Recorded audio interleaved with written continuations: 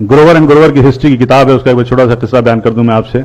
उसमें लिखते हैं कि जब शहीद भगत सिंह को अदालत में पेश किया गया तो उस भरी अदालत में एक अंग्रेज ने उनसे सवाल किया कि 800 साल तक मुगलों ने हुकूमत की, तब तो आपने बम नहीं फेंका, और हमने सिर्फ 150 साल से हुकूमत की और आपने सेंट्रल लेजिस्लेटिव असेंबली में बम फेंक दिया।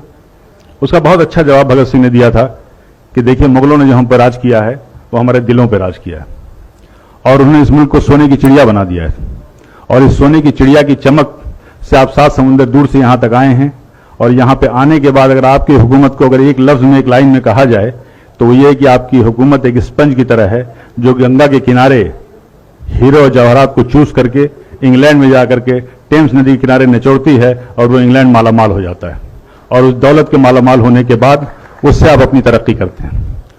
मुगलों ने, पठानों ने यहां नहीं किया, इन्होंने यहां की चीजों को यहीं पे खर्च किया, यहीं पे इमारत बनवाई और यहीं की धूल में अपने आप को मिटा दिया। यह था भगत सिंह का जवाब। की छुपी नहीं है कि मुसलमानों का जो किरदार रहा है, जो कुर्बानियां रही इस मुल्क की तरक्की में, इस मुल्क की आजादी में, वो लासानी रहा है, बेमिसाल रहा है। और अगर देखा जाए तो ये मुल्क जो है, अगर आप तारीख में देखें तो हिंदुस्तान जो हमारा मुल्क है, मुत्तहिद मुल्क नहीं था। बेशुमार राजा रजवाड़े थे, रियासतें थीं, उस पर हुकूमत करते थे उन पर। लेकिन जब मुसलमान यहाँ पे आए हुकूमत के लिए, सबसे पहला जो काम उन्होंने किया था वो ये किया था कि इस मुल्क को एक किया था, वो बंगाल से लेकर अफगानिस्तान तक, और इस मुल्क को मुत्तहिद किया था। ये हमारी खूबियां थी। अगर जंगी निज़ाम की बात करें, जो हम वार स्ट्रेटजी की बात करते हैं, तो सबसे पहले तो इस मुल्क हिंदुस्तान में ज़हीरुद्दीन बाबर लाए थे। पहला जो रॉकेट था वो शेर मैसूर टीपू सुल्तान ने बनाया था, और ये तारीख में दर्ज है। बल्कि जो विलियम कॉन्ग्रेव था, जो कि एक्सपर्ट था इसका, वो अपनी किताब में लिखता है ये कि उनकी शहादत के बाद 1799 में जब शहीद हुए शेर मैसूर टीपू सुल्तान, तो उसको उन्होंने 1801 में जब्त करके वो इंग्लैंड ले गए, और 1801 से लेकर के 1805 तक उस पर तहकीक करते रहे, रिसर्च करते रहे, समझ नहीं पाए कि इसका सिस्टम क्या है, इसकी डिज़ाइन क्या है। तो उन्होंने एक किताब वहाँ से भेजी थी, और उस किताब का नाम था फतहुल मुजाहिदीन, और वो किताब आज भी पेरिस के म्यूजियम में रखी हुई है। और उस किताब को लिखने वाले टीपू सुल्तान थे, जिसमें डिटेल डिस्क्रिप्शन था कि ये जो रॉकेट है इसको कैसे इस्तेमाल किया जाए। तो ये वो पहली मिसाइल थी, आप गूगल में सर्च कीजिए, वो जो पहली मिसाइल थी मैसूरियन मिसाइल टीपू सुल्तान ने बनाया था। और आज जो आप मिसाइल देख रहे हैं, अग्नि मिसाइल, पृथ्वी मिसाइल, इसके भी बानी एपीजे अब्दुल कलाम है, जिनको आप मिसाइल मैन कहते हैं और जिनको फादर ऑफ मिसाइल कहते हैं। और अगर आप कस्टोडियन जो आप कहते हैं, जो रेवेन्यू का सिस्टम है, ये सब शेरशाह सूरी का दिया हुआ है, and he was one of the best administrator. Police का निजाम किया था, डाक का निजाम किया था, और सबसे पहली सड़क इस मुल्क में बनी थी शेरशाह सूरी ने बनवाई थी। करेंसी सिस्टम में बदलाव लाए थे। रुपए जो जिसको कहते हैं आप यूज, शेरशाह सूरी का वो था। ग्रैंड ट्रंक जो रोड थी कलकत्ता से लेकर के पेशावर तक, ग्रैंड ट्रंक रोड उसी की यादगार है। बगावत की, जंग आज़ादी की, तो पहली जो बगावत थी वो 1773 में हुई थी, और उसका नाम जो था, शायद आप में से ज्यादातर लोगों को मालूम होगा, फकीर एंड सन्यासी रिबेलियन नाम से नाम था।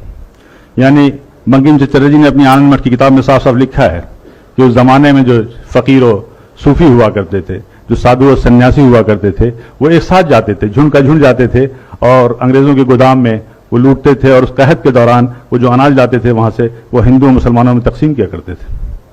और ये सिलसिला तकरीबन 50 साल तक चला। इसका पूरा तारीख में डिस्क्रिप्शन है। पहली जो जंग आज़ादी थी वो 1857 की थी। और जिस फतवा वर्ड हम कहते हैं, जंग आज़ादी का सबसे पहला फतवा फजल हक खैराबादी ने दिया था। अल्लामा फजल हक खैराबादी ने यह फतवा दिया था जंग आज़ादी में अंग्रेजों के खिलाफ मुहिम का, और उस फतवे का यह असर था कि दिल्ली जैसी राजधानी को हमने फतह किया था।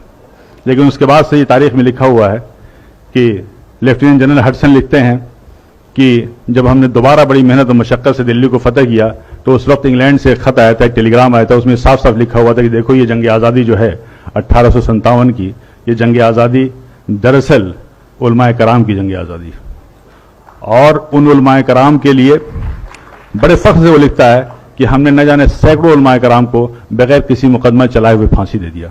और ये कोटेड है, तारीख के फिगर्स में बता रहा हूं कि उस जमाने में जिन्हें 51,200 लोगों को फांसी दी गई थी, उसमें से तकरीबन 27,000 से ज्यादा उलमाए कराम थे जिनको फांसी दी गई थी। वीर सावरकर ने अपनी किताब में जॉन मैकलसन का हवाला देते हुए कहा था कि 1857 की जंग आज़ादी में अगर सबसे ज़्यादा किसी का नुकसान हुआ तो मुगल की जो आखिरी रोशनी थी, आखिरी बादशाह थे बहादुर शाह जफर का हुआ। और उन्होंने उसका जॉन मैकलसन का हवाला देते हुए लिखा है कि एक बार उनको नाश्ते पे जब उनसे इसरार किया गया तो बहादुर शाह जफर ने कहा था कि मुझे ख्वाहिश नहीं है। उसके बाद से वो लिखता है कि हम लोगों ने उनकी आंख में जहरीले ऑइंटमेंट लगाना शुरू कर दिए ताकि उनकी बीनाई चली जाए। और उन्हें इस बात का इल्म था कि इस्लामी कानून में, इस्लामी शरीयत में कोई नाबीना अंधा शख्स कहीं का हुक्मरान नहीं हो सकता। और फिर वो दिन भी आया जब उनसे उनकी मर्जी के खिलाफ नाश्ते में उनके प्लेट पे लाल मखमल से ढके हुए 3 सर लाए गए थे, जिनमें 2 सर उनके बेटों के थे और 1 सर उनके पोते का था। ये थी कुर्बानियां। क्या जुल्म सितम के बाद भी मुसलमानों के लिए कहना पड़ेगा कि जंग आज़ादी में शरीक थे या नहीं? क्या अब भी इस उन्वान की जरूरत है? अब भी इस प्रोग्राम की जरूरत है?